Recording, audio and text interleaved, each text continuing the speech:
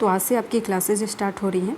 ये legal aptitude की आपकी पहली क्लास है और आगे भी आपको क्लासेस मिलती रहेगी। हम थियोरेटिकल पोर्शन पढ़ेंगे, आफ्टर देन हम इससे रिलेटेड कुछ इसी सेशन में ही कुछ क्वेश्चंस करेंगे, इसके बाद कुछ एमसीक्यू क्वेश्चंस भी करेंगे।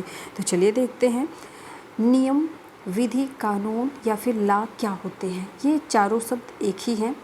लॉ हम अंग्रेजी में बोलते हैं, विधि ये आपका क्या है, एक कानूनी शब्द है, ठीक है, और नियम जो है हम सामान्य भाषा में बोलते हैं। तो अब जानते हैं, सामान्य अर्थ में विधि नियम संहिता है, यानी कि अगर सामान्य अर्थ में बोला जाए, सामान्य तौर पे बोला जाए तो जो नियम, ठीक है, जो नियम निरंतर चलते आते हैं लोगों के द्वारा, जिसको वैध माना जाता है, वैलिड माना जाता है, उसे ही हम क्या बोलते हैं, नियम बोलते हैं, विधि बोलते हैं, कानून बोलते हैं। यानी कि जो ज़्यादा से ज़्यादा लोगों के द्वारा स्वीकार किया गया हो, ज़्यादा से ज़्यादा लोगों ने जिस नियम को क्या दिया हो, सम्मान दिया हो, वरीयता दी हो, वो नियम आगे चल के क्या हो जाता है, कानून हो जाता है।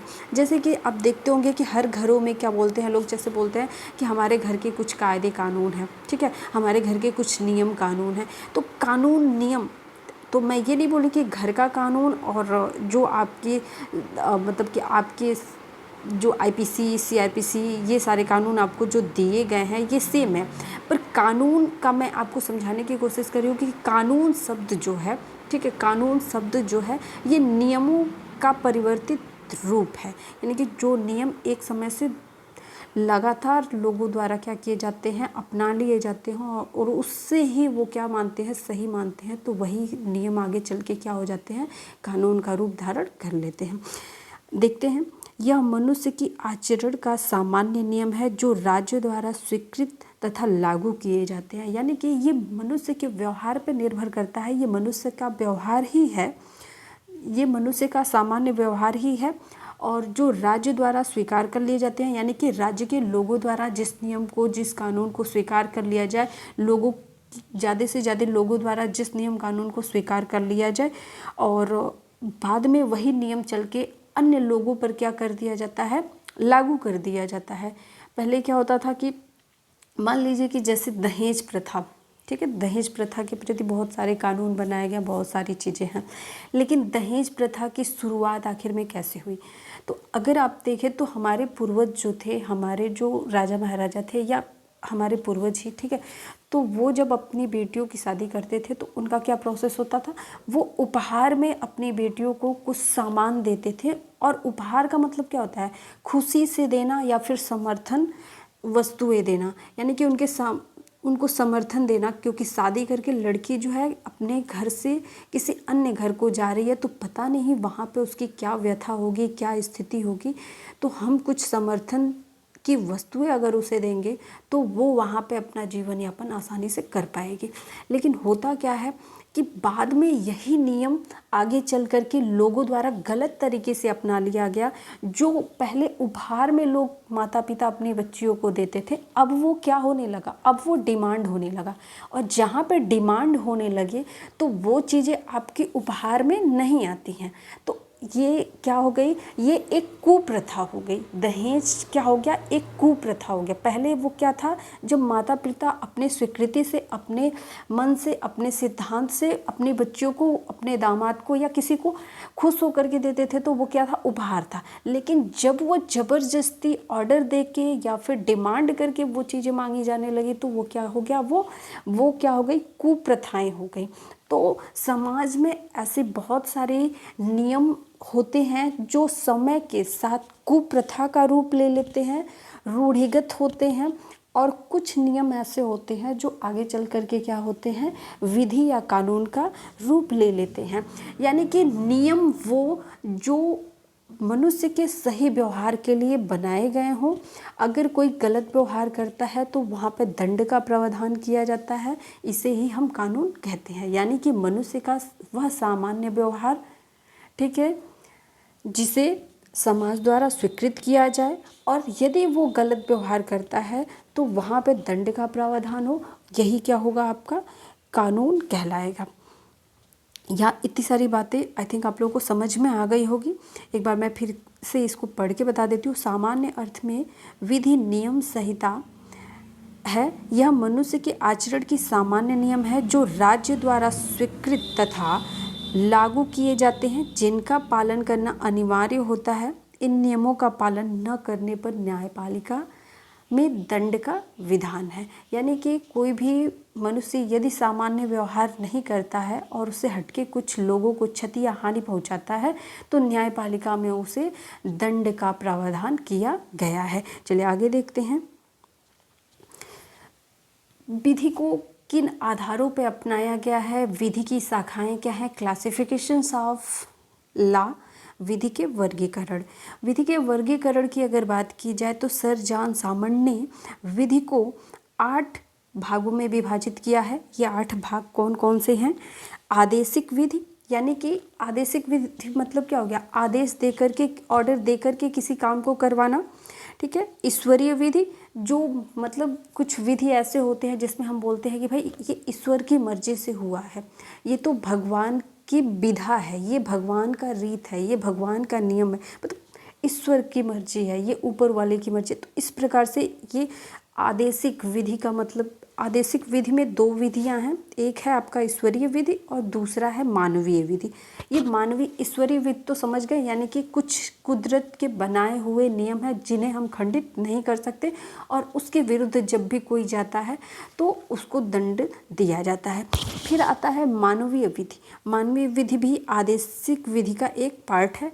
मानवीय विधि मतलब लोगों द्वारा जो नियम बनाए गए हैं उनका अगर कोई उल्लंघन करता है तो वहाँ पे दंड का प्रावधान किया गया है, इसे ही हम मानवीय विधि कहते हैं। भौतिक विधि या वैज्ञानिक विधि, दूसरा हो जाएगा प्रयोगात्मक विधि, प्राकृतिक और नैतिक विधि, परंपरागत विधि, प्रथागत विधि। प्रथागत जैसे कि मैंने बताया कि दहेज प्रथा, और या फिर प्रथागत या रूढ़िगत विधि बोलते हैं, जिनमें कुछ व्याधियाँ पाई जाती हैं, कमियाँ पाई जाती हैं, जो नियम कानून समय के साथ परिवर्तित हो जाते हैं और एक भयंकर रूप ले लेते हैं, ठीक है, परिवर्तित रूप ले लेते हैं, उसे ही हम प्रथागत या फिर रूढ़िगत विधि कहते हैं। अंतर्राष्ट्रीय विधि। अंतर्राष्ट्रीय विधि आपकी 2 प्रकार की हैं, एक सार्वजनिक अंतर्राष्ट्रीय विधि है, एक निजी अंतर्राष्ट्रीय विधि है। इसके बाद हम जानते हैं सिविल लॉ। ये 8 प्रकार के आपके कानून होते हैं और मैं बता दूं यहाँ से तो आपके बहुत ज़्यादा क्वेश्चंस आने नहीं हैं, इसलिए मैं बहुत ज़्यादा इसको डीपली आपको बता नहीं रही हूँ। आगे चल के आपको जब आप LLB करेंगे तो आपको वहाँ पे पढ़ाया जाएगा, तो आप वहाँ पे पढ़ लीजिएगा, बिल्कुल आपको सारी चीज़ें समझाई जाएंगी। बट मैं यहाँ पे आपको, चूँकि इस चीज़ से मतलब नहीं है लेकिन फिर भी एक बेसिक नॉलेज आपको होना ज़रूरी है, इसलिए मैं आपको ये सारी चीज़ें बता रही हूँ। लेकिन इस टॉपिक से 2 से 3 क्वेश्चन आपको मिलेंगे। आगे की वीडियो आप कंटिन्यू देखिए, मैं उसमें बताऊँगी आपको। चलिए विधि आयोग की बात करते हैं। तो विधि आयोग की स्थापना कैसे हुई और विधि आयोग क्या चीज़ है, यहाँ से एक क्वेश्चन आपसे निश्चित तौर पे पूछा जाता है। आगे मैं क्वेश्चन कराऊंगी, फिलहाल में हम लोग जान लेते हैं कि विधि आयोग से संबंधित एक क्वेश्चन इस तरीके से पूछा जा सकता है कि विधि आयोग किस प्रकार का संस्था है। ठीक है, विधि आयोग क्या संवैधानिक संस्था है या गैर कानूनी संस्था है। ठीक है, तो यहाँ पे हम जानते हैं भारत का विधि आयोग एक गैर वैधानिक परामर्शदायी निकाय है। परामर्श देने का मतलब क्या होता है? राय देना, मतलब कि सही दिशा निर्देश देना। ठीक है, ये संवैधानिक संस्था नहीं है, ये एक गैर वैधानिक परामर्शदायी निकाय है। निकाय मतलब संस्था है। इसका गठन समय समय पर केंद्र सरकार के आदेश द्वारा एक निश्चित कार्यकाल के लिए किया जाता है। सामान्यतः जब यह आयोग बना था, ठीक है, सामान्यतः जब यह आयोग बना था तो उस समय यह निर्धारित हुआ था कि प्रत्येक 3 साल पे, ठीक है, प्रत्येक 3 साल पे नया विधि आयोग बनेगा और उसका एक अध्यक्ष होगा और अन्य सदस्य होंगे। लेकिन वर्तमान समय में कुछ मतलब इसमें भी कुछ चेंजेज हुए हैं, आगे मैं वीडियो में आपको बताऊंगी। तो यहाँ से एक क्वेश्चन पूछा जा सकता है, भारत का विधि आयोग किस प्रकार का है? तो भारत का विधि आयोग क्या है? ये गैर वैधानिक संस्था है।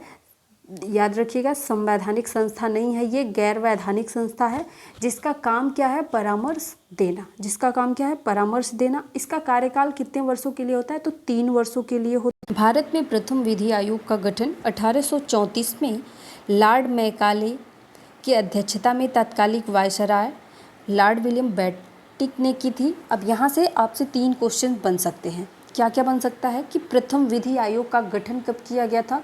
प्रथम विधि आयोग का गठन हुआ था 1834 में। लॉर्ड मैकाले की अध्यक्षता में हुआ था। तो भारतीय विधि आयोग की स्थापना किसकी उपस्थिति में की गई थी? तो भारतीय विधि आयोग की स्थापना की गई थी लॉर्ड मैकाले की उपस्थिति में। जब भारतीय विधि आयोग बना था तो देश का वायसराय कौन था? तो उस समय भारत का वायसराय कौन था? लॉर्ड विलियम बेटिक था। तो ये 3 क्वेश्चंस आपसे बनते हैं यहाँ पे, और ये तीनों क्वेश्चन आप लोग नोट कर लेंगे। स्वतंत्रता के पश्चात 1955 में MC सीतलवाड़ा की अध्यक्षता में प्रथम विधि आयोग का गठन किया गया। चौथा क्वेश्चन नोट करेंगे कि प्रथम विधि आयोग के अध्यक्ष कौन थे? तो प्रथम विधि आयोग के अध्यक्ष थे MC सीतलवाड़ा। MC सीतलवाड़ा क्या थे? प्रथम भारतीय विधि आयोग के अध्यक्ष थे, और ये विधि आयोग स्वतंत्र भारत का था, जो कि बना था 1955 में। कब बना था? 1955 में बना था। और इसके प्रथम भारतीय अध्यक्ष कौन थे? MC सीतलवाड़ा। ठीक है, अब इसके बाद जानते हैं कि ब्रिटिश शासन के दौरान 19वीं शताब्दी में 4 विधि आयोग गठित किए गए थे। यानी कि 1834 से लेकर के 1850 के बीच तक, 1855 तक जो है आपके सिर्फ और सिर्फ 4 विधि आयोग बनाए गए थे। यानी कि सिर्फ 4 बार ही विधि आयोग की गठन की गई थी, और यह निश्चित किया गया था कि विधि आयोग का जो गठन किया जा रहा है तब तक इसमें परिवर्तन नहीं किया जाएगा जब तक कि यह ना अनुभूति हो कि इसमें किसी भी प्रकार के संशोधन की आवश्यकता है या फिर इसे रद्द करने की आवश्यकता है। जब ऐसा लगेगा कि भारतीय विधि आयोग जो बनी है इसमें किसी भी प्रकार की संशोधन की आवश्यकता है या फिर इसे टालने की आवश्यकता है, तो ऐसी दशा में क्या करना पड़ेगा? हमें दूसरी विधि आयोग की स्थापना करनी पड़ेगी। तो जब समय के अनुसार इसमें ब्रिटिशर्स को लगा कि अब परिवर्तन की आवश्यकता है, तो उस हिसाब से इन लोगों ने 4 बार विधि आयोग बनाया। इसके बाद जो है क्या हुआ कि हमारा देश स्वतंत्र हुआ, तो प्रत्येक 3 वर्षों पे हम लोगों ने बार बार क्या किया? विधि आयोग का गठन किया। अब तक लगभग 22 बार हम विधि आयोग का गठन कर चुके हैं, उसके विषय में भी हम डिटेल में पढ़ेंगे। और फिलहाल अभी 22वें विधि आयोग पे कुछ चर्चाएं हैं, क्योंकि अभी भी यहाँ पे 22वें विधि आयोग में हमारे अध्यक्ष का पद और जो भी अन्य सदस्य हैं विधि आयोग के, उनके पद जो हैं रिक्त हैं, क्योंकि इसका कैबिनेट तो नियुक्त कर लिया गया है लेकिन अभी इसके सदस्य नियुक्त नहीं किए गए हैं। चलिए आगे, यहाँ से आपसे ज़्यादा से ज़्यादा क्वेश्चन आएंगे, ठीक है, क्योंकि किसी भी विधि आयोग से संबंधित किसी का भी नाम पूछ सकता है। तो ये सभी विधि आयोग का समय काल और जो भी इसके अध्यक्ष रहे हैं उनके नाम आप लोग याद रखिएगा। बहरहाल मैं आप लोग को सारी चीज़ें बता देती हूँ। अब तक कितने विधि आयोग गठित हुए हैं, तो ये आपका 22वां विधि आयोग गठित हुआ है, लेकिन अभी तक इनके जो भी सदस्य हैं, अध्यक्ष हैं, उनके पद जो हैं रिक्त रखे गए हैं। तो चलिए उस पर बाद में बात करेंगे। हम पहले विधि आयोग की बात करते हैं। तो प्रथम विधि आयोग आया था 1955 में, जो कि 3 सालों के लिए कार्यरत था। यानी कि जब हमारा देश स्वतंत्र हुआ तब हमने ये निश्चय किया कि विधि आयोग का कार्यकाल 3 वर्षों का होगा और उसका एक अध्यक्ष होगा। ठीक है, तो यहाँ पे क्या हुआ? 3 वर्षों तक कार्यकाल चला। 1955 से 1958 तक MC सीतलवाड़ा भारत के पूर्व अटॉर्नी जनरल थे, जो कि इन्होंने क्या किया? विधि आयोग की अध्यक्षता की। दूसरे विधि आयोग के अध्यक्ष की अगर बात की जाए तो दूसरा विधि आयोग का कार्यकाल रहा 58 से 61 तक, 3 वर्षों के लिए, और ये थे V वेंकट रामा अय्यर। ठीक है, ये भी आपके न्यायमूर्ति थे, यानी कि जज रह चुके थे। इसके बाद हम अगले विधि आयोग के विषय में जानते हैं। तीसरा विधि आयोग था 61 से लेके 64 तक। ठीक है, 1961 से 1964 तक, यानी कि हमारा विधि आयोग 3 वर्षों के लिए कार्यरत रहता है। एक चीज़ जान लीजिए कि विधि आयोग का कार्यकाल कितने वर्षों के लिए होता है, अगर क्वेश्चन आ गया तो 3 वर्षों के लिए होता है। ठीक है, आगे देखते हैं कि तीसरे विधि आयोग के अध्यक्ष कौन थे। तो तीसरे विधि आयोग के अध्यक्ष थे न्यायमूर्ति JL कपूर। JL कपूर थे तीसरे विधि आयोग के अध्यक्ष। चौथे विधि आयोग के अध्यक्ष कौन थे, तो JL कपूर ही थे चौथे विधि आयोग के अध्यक्ष भी। और चौथे विधि आयोग का जो कार्यकाल रहा है वो 64 से 68 तक रहा है, ये 4 वर्षों तक चला है। ठीक है, इसके बाद 5वां विधि आयोग बना था 68 से 71 के लिए, यानी कि 1968 से 1971 के लिए, जिसके अध्यक्ष रहे हैं श्री KVK सुंदरम। ठीक है, ये सारे नाम आप लोग को जानना इम्पॉर्टेंट है, तो इसलिए सारे नाम जान लीजिएगा। 6वां विधि आयोग देखेंगे, इसका कार्यकाल रहा है 1971 से 1974 तक। इसके जो अध्यक्ष रहे हैं न्यायमूर्ति PV गजेंद्र गढ़कर, और PV गजेंद्र गढ़कर ही 7वें विधि आयोग के भी अध्यक्ष रहे हैं, और इसका कार्यकाल रहा है 1974 से 1977 तक। 8वां विधि आयोग का जो स्थापना हुआ था वो 77 से 79 के लिए हुआ था, और इसके जो अध्यक्ष थे न्यायमूर्ति HR खन्ना थे। तो ये सभी नाम आपके लिए इम्पॉर्टेंट हैं, इसको आप लोग नोट कर लीजिएगा। 8वां विधि आयोग बना था 1977, 8वां तो हम लोगों ने पढ़ लिया। 9वां विधि आयोग जो बना था ये कब बना था, 79 से 81 वर्षों के लिए बना था, और इसके जो अध्यक्ष थे न्यायमूर्ति PV दीक्षित थे। 10वें विधि आयोग की अगर बात की जाए तो 10वां विधि आयोग 1981 से 1985 तक चला था, और इसके जो अध्यक्ष थे वो न्यायमूर्ति KK मैथ्यू थे। इसके बाद 11वां विधि आयोग 1885 से 1888 तक चला था, और इसके जो अध्यक्ष थे वो न्यायमूर्ति DA देसाई थे। 12वां विधि आयोग 1988 से 1991 तक चला था, इसके अध्यक्ष थे न्यायमूर्ति MP ठक्कर। 13वें विधि आयोग के अध्यक्ष थे न्यायमूर्ति KN सिंह, और इसका कार्यकाल रहा 1991 से लेकर के 1994 तक। 14वां विधि आयोग देखेंगे, 14वां विधि आयोग के अध्यक्ष थे न्यायमूर्ति K जयचंद्र रेड्डी, और इसका कार्यकाल था 1995 से 1997 तक। 15वां विधि आयोग की स्थापना हुई थी 1997 से 2000 के लिए, 3 वर्षों के लिए, और इसके अध्यक्ष थे BP जीवन रेड्डी। 16वें विधि आयोग का जो कार्यकाल था 2000 से 2001 के लिए हुआ था, और इसके भी जो अध्यक्ष थे वो कौन थे, BP जीवन रेड्डी थे। और 2002 में 2003 में न्यायमूर्ति M जगन्नाथन राव एक वर्ष के लिए क्या हुए थे, विधि आयोग के अध्यक्ष चुने गए थे। इसके बाद 17वां विधि आयोग जो बनाया गया था उसका कार्यकाल रहा 2003 से 2006 के लिए, और इसके जो अध्यक्ष थे वो न्यायमूर्ति M जगन्नाथन थे।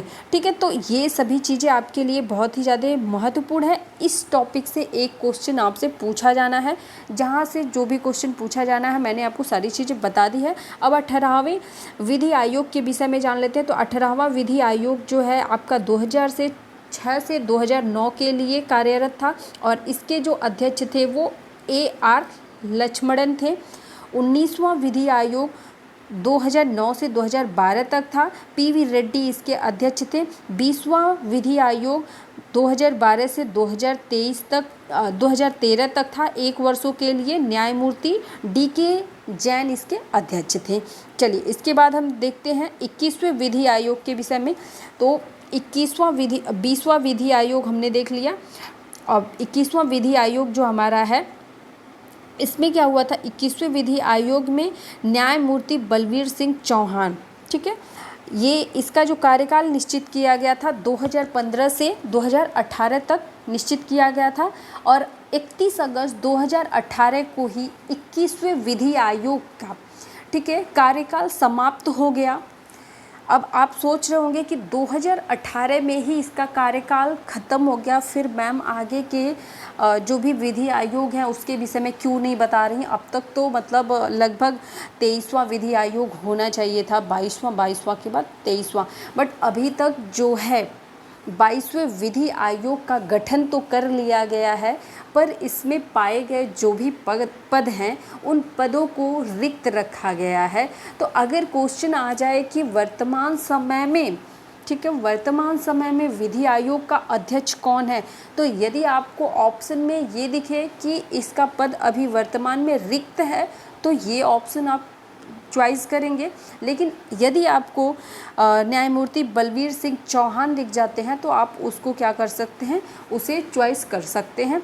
लेकिन इतना ध्यान रखिएगा कि इनका कार्यकाल समाप्त कर दिया गया है, क्योंकि ये 21वें विधि आयोग के अध्यक्ष थे। लेकिन हो सकता है कभी कभी क्वेश्चन में गड़बड़ी आ जाती है या जो भी चीज़ें हैं, तो फिलहाल अभी इनका पद जो है रिक्त है। 22वें विधि आयोग का गठन तो किया गया है, पर इसमें पाए जाने वाले सभी पदों को रिक्त रखा गया है।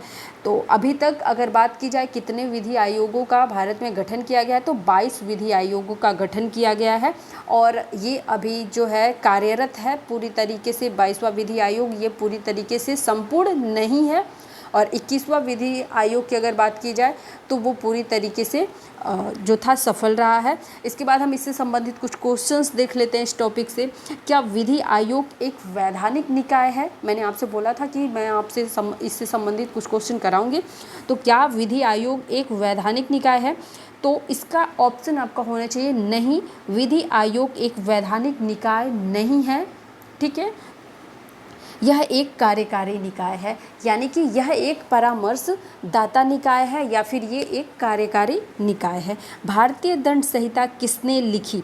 भारतीय दंड संहिता किसने लिखी? ठीक है, तो प्रथम विधि आयोग की सिफारिश के आधार पर 1870 में आईपीसी का मसौदा तैयार किया गया था।